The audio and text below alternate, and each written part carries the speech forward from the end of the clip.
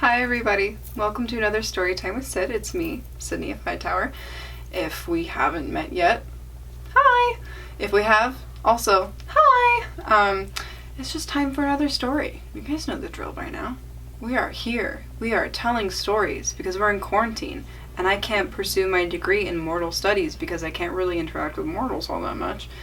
So, we're reading stories because why not? Really, honestly, is what it comes down to. I've gotten to the point where this has sort of become, it was supposed to be an analysis, so I could still really kind of get to the root of my degree, but it's sort of just become a time where I can talk to people that I don't know, or some people that I do know, and just tell a story to pass the time, and to really get down to the root of it, of why stories are so fundamentally important. Because they are. That's universal in both realms. The Fae realm and the mortal realm. Living things love stories. So thank you for being here today. So the story that I came up with, or kind of came across, see if I can find it, it's called The Fir Tree. And I think this has something to do with the mortal holiday of Christmas. I think, but I'm not really sure because the Fae realm doesn't really have Christmas, which makes me sad. I've always wanted to enjoy Christmas. Now is probably not the right time of it though. It's really warm, but who cares? It can be warm anywhere. I think the important thing about Christmas is the spirit of it, which can be celebrated at any time. So let's get started. This is the Fir Tree. Out in the forest stood such a charming fir tree. It was a good spot where it could get sunshine, and there was plenty of air. All around grew scores of bigger companions, both firs and pines, but the little fir tree was so eager to grow up that it didn't think about the warm sun or the fresh air. It didn't pay attention to the farm children who walked past, chattering, whenever they were out gathering strawberries or raspberries. Often they would come with a whole pitcher full, or they would have strawberries threaded on a piece of straw. Then they would sit down near the little tree and say, "Oh, how charming this little tree is." And that's not at all what the tree wanted to hear. The following year, it was a full length taller, and the year after that, yet another. On a fir tree, you can always tell how many years it has been growing by how many layers of branches it has. Fun fact. "Oh, if only I were a big tree like the others," sighed the little tree. "Then I could spread out my branches all around, and from the top I could gaze out into the wide world. The birds would build nests in my branches, and when the wind blew, I could nod so grandly like all the others." The tree took no pleasure in the sunshine, in the birds, or the crimson clouds that sailed overhead by morning and evening. When it was winter, the snow lay all around, glittering white. A hare often came by bounding along and sprang right over the little tree. Oh, how annoying that was! But 2 winters passed, and by the 3rd the tree was so tall that the hare had to go around it. "Oh, to grow bigger and to get older, that is the only lovely thing in this world," thought the tree. In the autumn, the woodcutters would always appear to chop down some of the biggest trees. It happened every year. And the young fir tree, which was now quite grown up, would start trembling because tall, magnificent trees would topple to the ground with a groan and a crash.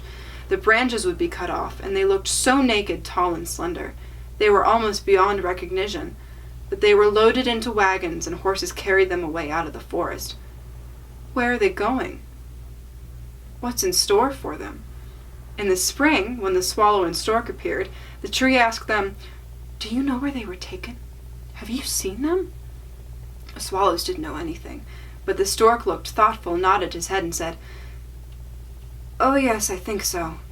I met many new ships as I flew here from Egypt. On the ships were magnificent mast trees, and I'd venture to say they were yours. They smelled of fir. I bring you many greetings. How they swaggered and swayed. Oh, if only I too were big enough to fly across the sea. What is a sea like anyway? How does it look?" "Well, it's too complicated to describe," said the stork, and flew off. "Enjoy your youth," said the rays of sunlight. "Enjoy your fresh growth and the young life inside you." The wind kissed the tree, the dew shed tears over it, but the fir tree did not understand. When Christmas time came, quite young trees were felled, trees that were often not even as tall or as old as the fir tree, which could never find any peace but was always all eager to be off. These young trees, and they were the most beautiful of all, always kept their branches. They were loaded onto wagons, and horses carried them away out of the forest. "Where are they going?" asked the fir tree. "They're no bigger than I am. There was even one that was much smaller. Why do they keep all their branches? Where are they being taken?" We know, chirped the sparrows. In town, we've looked in the windows. We know where they're being taken. Oh, they end up in the greatest splendor and glory you could ever imagine. We've looked in the windows and seen them being planted in the middle of a warm parlor, decorated with the loveliest things, gilded apples, gingerbread, toys, and hundreds of candles. "And then?" asked the fir tree, all its branches a-quiver. "And then what happens next?" Well, that's all we saw, but nothing could match it. "Maybe I was meant to take this glorious path," rejoiced the fir tree. "That's even better than going across the sea. What an agony of longing! If only it were Christmas. Now I'm as tall and as broad as the others that were carried off last year. Oh, if only I were on that wagon right now! If only I were in the warm parlor with all that splendor and glory, and then? Well, then something even better is bound to happen. Something even more wonderful. Or why would they decorate me like that? Something even grander, even more glorious is bound to happen. But what? Oh, how I'm suffering! How I yearn! I don't know what's to come over me." "Take pleasure in us," said the Star in the sunlight.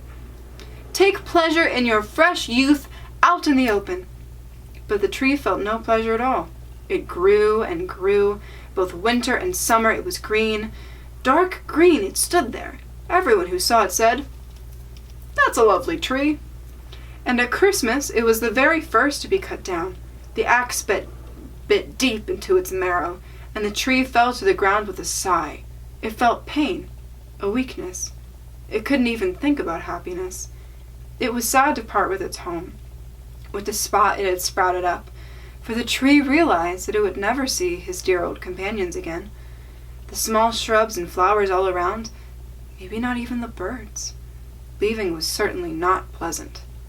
The tree didn't recover until it was unloaded in a courtyard with all the other trees, and it heard a man say, "That one is magnificent. That's the one I want." Then 2 servants in fine livery came and carried the fir tree into an enormous, beautiful room. Portraits hung on the walls, and next to the large wood stove stood a big Chinese vase with lions on the lids. There were rocking chairs, silk-covered sofas, big tables covered with picture books, and toys worth 100 times 100 Rigsdaler. At least that's what the children said. And the fir tree was set in a large wooden tub filled with sand. But no one could tell that it was a wooden tub because green fabric was wrapped all around it. The tub stood on top of a big, colorful carpet, and oh, how the tree trembled. What was going to happen next? Then the servants and maids proceeded to decorate the tree. On one branch they hung little woven baskets cut out of colored paper. Each basket was filled with sweets. Gilded apples and walnuts hung on the tree as if they had grown there, and more than 100 little candles, red, blue, and white, were fastened to the branches. Dolls, that looked as lifelike as humans, swayed in the boughs. The tree had never seen anything like it before. And the very top they put a big star made from shiny gold paper. It was magnificent, quite incomparably magnificent. "Tonight," they all said, "tonight the tree will shine." Oh, thought the tree, if only it were evening, if only they'd light the candles soon. And what will happen after that? Will trees come from the forest to look at me? Will sparrows fly past the window? Will I take root and stand here decorated like this all winter and summer long? Oh yes, the tree thought all about it. But it had a terrible bark ache from the sheer yearning, and bark aches are just as bad for trees as headaches are for the rest of us. Finally, candles were lit. What splendor, what magnificence! Every branch of the tree trembled so much that one of the candles set fire to a bow. How it stung! "God help us!" shrieked the maids, and hastily put out the fire. Now the tree didn't dare tremble. Oh, how awful! It was so afraid of losing any of its finery. It was quite bedazzled by the splendor. And the double doors flew open, and a crowd of children rushed in, as if they were about to topple the whole tree. The grown-ups followed more sedately. The children stood in utter silence, but only for a moment. Then they began shouting again so their voices echoed through the room. They danced around the tree, and one present after the other was plucked from its branches. "What are they doing?" thought the tree. "What's going to happen?" And the candles burned all the way down to the boughs, and as they burned down, they were put out, and then the children were allowed to plunder the tree. Oh, how they rushed at it, making all the branches groan. If the tree hadn't been tied to the ceiling by its top and the gold star, it would have toppled right over. The children danced around with their splendid toys. No one paid any attention to the tree except for the old nursemaid, who walked around it, peering in among the branches. She was only checking to see not a fig or apple had been overlooked. "A story! A story!" shouted the children, pulling a stout little man over to the tree, and he sat down right underneath it. "Because you're out in the forest," he told them, "and it may do the tree some good to listen along. But I'm only going to tell you one story. Do you want the one about the Ickety-Ackety, or the one about the Clumpa-Dumpa who fell down the stairs but still ended up on the throne and wore the hand of the princess?" "Ickety-Ackety!" cried some of the children. "Clumpa-Dumpa!" cried the others. They shouted and shrieked, and only the Fir Tree stood in silence and thought, "Won't I get to take part? Won't I get to do anything?" It had been part of the celebration after all. It had done what it was supposed to do. And then the old man told the story of Clumpa-Dumpa, who fell down the stairs but still ended up on the throne and won the hand of the princess. And the children clapped their hands and shouted, "Tell us more! Tell us more!" They wanted to hear one about Ickety-Ackety too, but he would only tell them one story about Clumpa-Dumpa. The Fir Tree stood still and pensive. The birds in the forest had never mentioned anything like this. "Clumpa-Dumpa fell down the stairs and yet won the hand of the princess. Well, well, that's the way things are out in the world," thought the Fir Tree, believing that it was all true because such a nice man had told the story. "Well, well, who knows, maybe I too will fall down the stairs and win the princess." And the Fir Tree looked forward to the next day when it would be adorned with candles and toys and gold and fruit. "Tomorrow I won't tremble at it," he thought. "I will fully enjoy all my glory. Tomorrow I'll hear the story about Clumpa-Dumpa again, and maybe one about Ickety-Ackety too." And the tree stood still and pensive all night long. In the morning, a servant and a maid came into the room. "Now the finery is going to start again," thought the tree. But they dragged it out of the parlor and up the stairs to the attic, and there, in a dark corner where no daylight shone, they left it. "What does this mean?" thought the tree. "I wonder what I'm supposed to do here.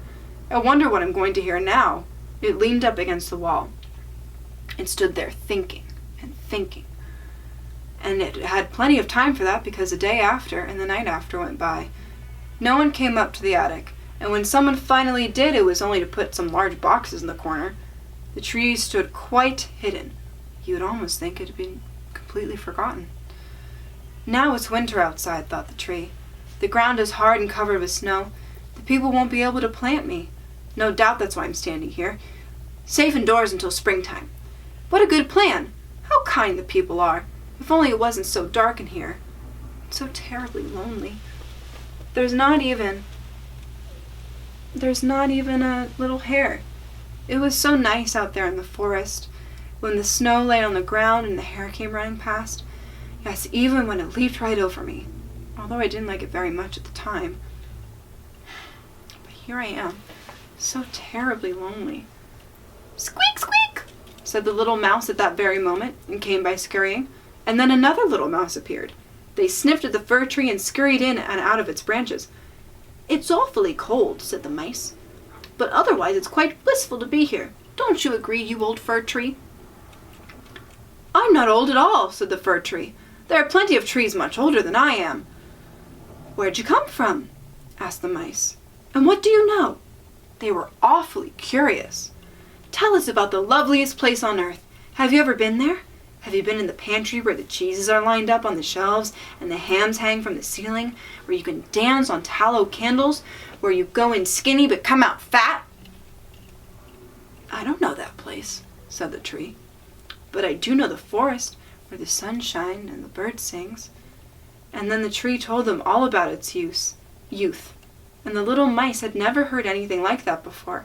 They listened closely and said, "Oh, you've seen so much! How happy you've been!" Me? Said the fir tree, thinking about everything it had just described. Why, yes, I suppose there were delightful days after all. But then the tree told them about Christmas Eve, when it was decorated with cakes and candles. Oh, said the little mice, how happy you've been, you old fir tree. I'm not old at all, said the tree. It was only this winter that I came here from the forest, in the prime of my life. I've just stopped growing. How wonderfully you describe things, said the little mice. And the following night they brought along 4 other little mice who wanted to hear what the old tree had to tell. And even more the tree told them, the more clearly it remembered everything and thought, those were actually enjoyable days. But they can come again. They can come again. Clumpa Dumpa fell down the stairs yet he won the hand of the princess. Maybe I too can win a princess. And then the fir tree thought about a charming little birch tree that grew out in the forest. For the fir tree, the birch was a real and lovely princess. Who's Clumpa Dumpa? Asked the little mice. And then the fir tree told them the whole story. It could remember every single word. And the little mice were ready to run all the way to the top of the tree and out of sheer glee. The next night many more mice came, and on Sunday there were even 2 rats. But they said the story wasn't amusing, and that made the little mice sad because they thought less of the story themselves. Is that the only story you know? Asked the rats. The only one, said the little tree. I heard it on the happiest evening of my life, but back then I didn't realize how happy I was. It's an exceptionally tedious story. Don't you know any about bacon and tallow candles? Any pantry stories? No, said the tree. Well, thanks for nothing, replied the rats, and they went back home. Rude. Eventually the little mice disappeared too, and then the tree sighed. It was so nice having those nimble little mice sitting around me and listening to what I told them. Now that too is over, but I'm going to remember to enjoy myself when they finally take me out of here. But when would that happen? Well, one day in the early morning, servants came up to the attic and started rummaging around. Boxes were moved aside and the tree was pulled out. Now it's true that they threw it to the floor rather hard, but then the man dragged it at once toward the stairs where daylight was shining. Now life will begin again, thought the tree. It could feel the fresh air, the first rays of sun, and then it was out in the courtyard. Everything happened so fast the tree forgot all about taking a look at itself. There was so much to see all around. The courtyard was next to a garden and everything was in bloom. The courtyard was next to a garden and everything was in bloom. So much blooming. The roses hung so fresh and fragrant over the little fence, and the linden trees were blossoming, and the swallows flew about, saying, Kira kira vit, my husband has arrived. But it wasn't the fir tree they meant. Now I'm going to live, rejoiced the tree, spreading its branches wide. But alas, its boughs were all withered and yellow. In the corner among the weeds and nettles where the tree came to rest, the star made from cold paper was still on its top, shimmering in the bright sunshine. In the courtyard, several of the lively children were playing who had danced around the tree at Christmas time, taking such delight in it. One of the youngest children came over and tore off the golden star. Look what's sitting on this horrid old Christmas tree, he said, stomping on the branches so they groaned under his boots. And the tree looked at all the floral splendor and the freshness in the garden. Then it looked at itself and wished it had stayed in the dark corner of the attic. The tree thought about its fresh youth in the forest and the joyous Christmas Eve, and the little mice who had listened so happily to the story about Clumpa Dumpa. It's over. It's over, said the poor tree. If only I had enjoyed it while I could. It's over, it's over. And the hired man came and chopped the tree into little pieces and made a whole stack. How lovely the tree flared up under the big copper cauldron, and it sighed so deeply. Each sigh was like the sound of a little shot. That's why the children who were playing came running over and sat down in front of the fire, staring into the flames and shouting, Big snap! Bang! Snap! But with each sharp crack, which was a deep sigh, the tree thought about a summer day in the forest, or about a winter night out there, where the stars were shining. It thought about Christmas Eve, and about Clumpa Dumpa, the only story it had ever heard and knew how to tell. And before the tree had burned up, the boys played in the courtyard, and on his chest the youngest one had the gold star the tree had worn on its happiest evening. now it was over, and the tree is gone along with the story. It was over. And that's what happens to every story.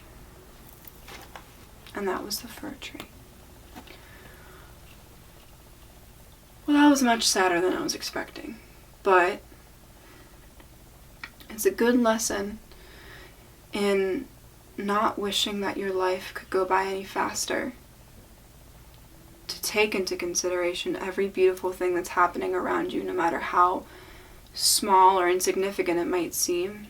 You never know when it's going to be the happiest day of your life, or when you're going to miss simpler times. I think it's especially pertinent right now because so much of our time, or my time, is spent waiting and being excited for what's going to happen after this. After I feel like my life has come to a stop. But there's plenty of opportunity in everything. And just because we think that, oh, the next best thing is about to come, we don't know if the next best thing is right now. So I appreciate that story. And I appreciate you. If you've made it this far and you're still watching, thank you for taking the time, whether it's for me or whether it's for you, to listen to a story. Because stories are important. Thank you so much for joining me today. And I hope you have a wonderful rest of your day. And stay happy. And stay safe.